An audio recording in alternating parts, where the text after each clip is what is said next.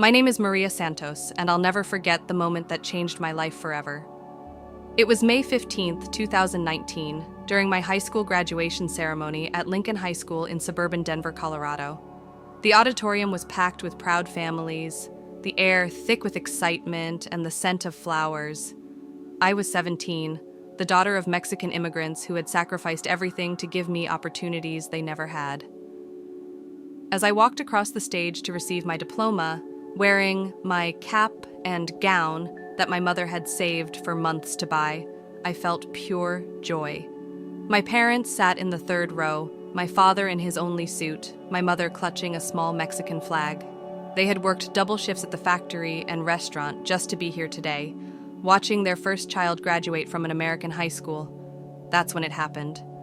As I shook hands with Principal Williams, a man I had respected for 4 years, he leaned in close enough that only I could hear his words. His grip was firm, his smile perfect for the cameras, but his voice was ice cold. "You don't belong here," he whispered, never breaking his public smile. "This ceremony, this school, this achievement, it should have gone to someone who actually deserves it." The words hit me like a physical blow. My smile faltered for just a moment before I forced it back, knowing hundreds of eyes were watching. I had maintained a 4.0 GPA throughout high school, participated in debate team, volunteered at the local community center, and had already been accepted to the University of Colorado with a partial scholarship. Yet, here was the principal, the man who was supposed to celebrate student achievement, telling me I didn't belong. I walked off that stage with my diploma, but also with something else burning inside me, a determination that would consume the next 4 years of my life. As I sat back down with my classmates, listening to the rest of the ceremony, I made a promise to myself. I would prove him wrong in the most public way possible. The celebration at home that night was bittersweet. My extended family had come over, bringing homemade tamales and pozole. My grandmother, who had raised 12 children in Mexico before coming to help us, held my diploma with tears in her eyes.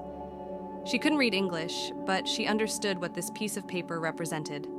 Hope, opportunity, the American dream her children had chased across the desert 20 years ago. "Mija," she said, using the Spanish endearment she'd called me since childhood. "Your education is something no one can ever take away from you." If only she knew what Principal Williams had said. I decided not to tell my family. They had enough struggles without carrying the weight of someone else's prejudice.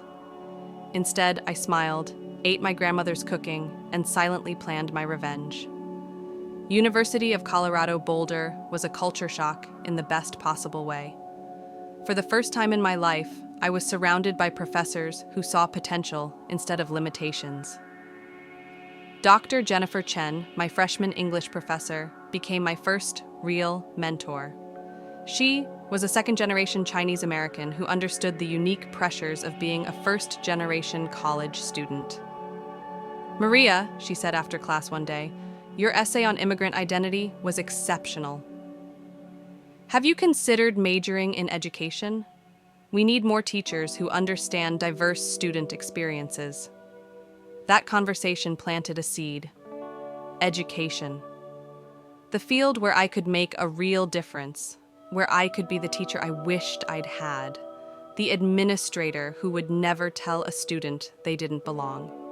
I threw myself into my studies with an intensity that worried my roommate, Sarah, a sweet girl from small-town Kansas who had never met anyone like me before. While other freshmen partied on weekends, I was in the library, often staying until closing time. I took extra courses every semester, maintained perfect attendance, and joined every education-related organization on campus. "You're going to burn out," Sarah warned me one night as I stayed up until 3 a.m. writing a paper for my educational psychology class. "I can't afford to burn out," I replied, thinking of Principal Williams's words. "There are people counting on me to fail." By sophomore year, I had caught the attention of Dr. Robert Martinez, the head of the education department. He was a formidable man who had fought his own battles as a Latino in academia during the 1980s. During a meeting in his office, surrounded by books on educational reform and pictures of former students, He gave me advice that would shape my college experience. Maria, you have the grades and the passion, but if you really want to make it in educational leadership, you need more than academics. You need to show you can create change, inspire others, and handle responsibility under pressure. That's when I decided to run for student government. The campaign was brutal. My opponent was Chad Morrison, a legacy student whose father was a major donor to the university. He had connections, money, and name recognition. I had determination and a message that resonated with the growing population of first-generation students on campus. I'm not running because it's expected of me, I said during our final debate in the packed student union. I'm running because I know what it feels like to be told you don't belong somewhere, and I believe every student here deserves to feel like they belong. I won by 12 votes out of nearly 4,000 cast. The victory felt like vindication, but it was just the beginning. As student government president, I implemented programs that changed campus culture. We created study groups specifically for first-generation students, started a mentorship program pairing upperclassmen with freshmen from similar backgrounds, and successfully lobbied the administration to make the campus more accessible for students working multiple jobs. The work was exhausting but fulfilling. Every late night spent in committee meetings, every difficult conversation with administrators, every small victory for students who felt invisible, it all felt like preparation for something bigger. After graduating summa cum laude with a degree in education and a minor in educational leadership, I faced a choice. I had been accepted to graduate programs at prestigious universities across the country: Harvard, Stanford, Columbia. Doors that had seemed impossible 4 years earlier were now wide open. But I chose to come home to Colorado, to the same school district where I had been told I didn't belong. I wanted to start my career where my story began, in the very hallways where Principal Williams had whispered those crushing words. Lincoln High School had changed in the 4 years I'd been away, but not enough. The student body was more diverse than ever, nearly 60% Hispanic, with significant populations of refugees from Somalia and Afghanistan, and first-generation Americans from a dozen different countries. Yet the teaching staff remained overwhelmingly white, and the achievement gap between different ethnic groups was growing wider each year. I was hired as a 9th grade English teacher, the youngest faculty member on staff. Principal Williams was still there now in his final years before retirement. He didn't remember our graduation encounter, greeting me with professional politeness during my interview. "Ms. Santos," he said, reviewing my impressive resume, "your qualifications are certainly impressive. I trust you understand the unique challenges of working with our student population." Even 4 years later, his coded language made my skin crawl, but I smiled and nodded, knowing I had work to do. My classroom became a sanctuary for students who felt like outsiders. I decorated the walls with flags from every country represented in our school, created reading lists that included authors who looked like my students, and made sure every lesson plan connected to real-world experiences these kids understood. Ahmad, a 15-year-old Somali refugee, had barely spoken in class for the first month of school. His family had fled civil war when he was 12, and he carried trauma that most adults couldn't comprehend. Traditional teaching methods weren't reaching him. One day, I assigned the class to write about a time they had to be brave. While other students wrote about trying out for sports or asking someone to prom, Ahmad wrote 5 pages about the night his family escaped Mogadishu, about carrying his baby sister while bombs exploded in the distance, about learning English by watching cartoons in a refugee camp. "Ahmad," I said after class, "this is some of the most powerful writing I've ever read. Have you thought about joining the school newspaper?" He looked at me with surprise. "Teachers usually tell me my English isn't good enough." "Your English is perfect for telling your story, and your story is one people need to hear." Ahmad became the first refugee student to be published in the school newspaper. His article about the refugee experience went viral on social media, was picked up by local news stations, and ultimately led to a district-wide cultural competency training program. Stories like Ahmad's happened every day in my classroom. Sophia, whose parents cleaned offices at night so she could focus on school during the day. Marcus, who was being raised by his grandmother after his parents died in a car accident. Jennifer, who was already working part-time to help support her 3 younger siblings. These students weren't failing because they lacked ability. They were struggling because the system wasn't designed for their realities. I began documenting everything: test scores, college acceptance rates, the correlation between support systems and student achievement. I was building a case, collecting evidence for the change I knew was necessary. By my 3rd year of teaching, I had been selected as Teacher of the Year, had successfully advocated for expanded ESL programming, and had seen 15 of my former students accept college scholarships. But I wanted more. I wanted to be in a position where I could create systematic change, where I could ensure that no student would ever be told they didn't belong. That's when I applied for the Administrative Leadership Graduate Program at the University of Denver, designed for working educators who wanted to become principals and superintendents. The graduate program was intense. For 2 years, I balanced full-time teaching with evening and weekend classes, practicum hours shadowing administrators, and a thesis project that examined the achievement gap in diverse school districts. My research focused on Lincoln High School, using 5 years of data to prove what I had suspected all along: that with proper support systems, high expectations, and culturally responsive teaching, every student could succeed. My thesis defense was scheduled for a Friday afternoon in May 2024. The committee included Dr. Martinez, who had become a close mentor, along with 2 other professors and 1 external examiner, a sitting superintendent from the Denver metro area. I stood in front of the committee, presenting research that showed how simple changes in administrative approach could increase graduation rates by 23% and college enrollment by 31%.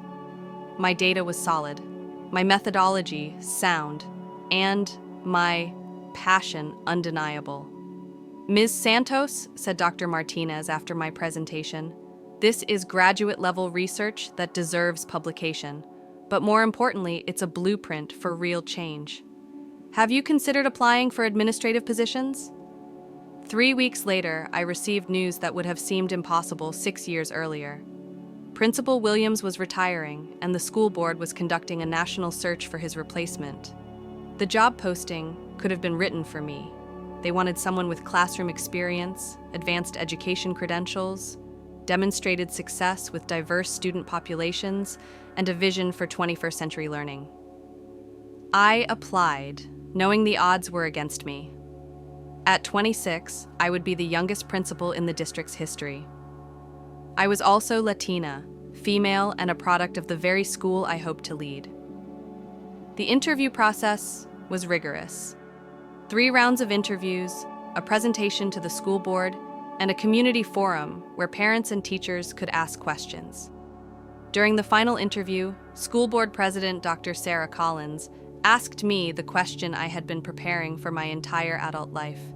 "Mrs. Santos, why do you want to be principal of Lincoln High School specifically?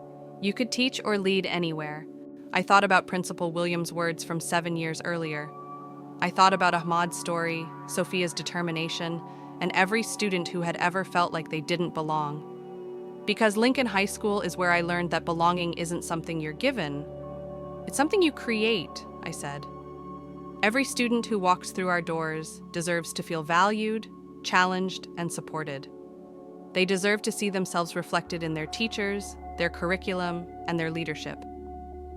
I want to be principal because I know what it feels like to be told you don't belong, and I want to ensure no student at Lincoln ever feels that way again. The board voted unanimously to offer me the position. My first day as principal of Lincoln High School was August 15th, 2024. As I walked through the halls where I had once been told I didn't belong, I felt the weight of responsibility and the thrill of possibility. My office was the same one where Principal Williams had worked for 15 years, but everything about it would be different. My first initiative was creating a belonging committee made up of students, teachers, parents, and community members. We redesigned the school's mission statement, implemented restorative justice practices instead of punitive discipline, and created academic support systems for students who needed extra help. Ahmad, now a senior, was accepted to the University of Colorado with a full scholarship to study journalism. Sophia was heading to community college with plans to transfer to a 4-year university, the first in her family, to pursue higher education. Marcus had been accepted to trade school and planned to start his own business. But the moment that truly completed my journey came in May 2025, during my first graduation ceremony as principal. As I looked out at the sea of graduates, Black, white, Hispanic, Somali, Afghan, first-generation Americans, and students whose families had been here for generations, I saw the future I had fought for. Class of 2025, I said into the microphone, you belong here. You have always belonged here. Your dreams, your cultures, your languages, your stories, they don't make you different, they make us stronger. In the audience, I spotted my parents in the 3rd row, just like they had been 7 years earlier.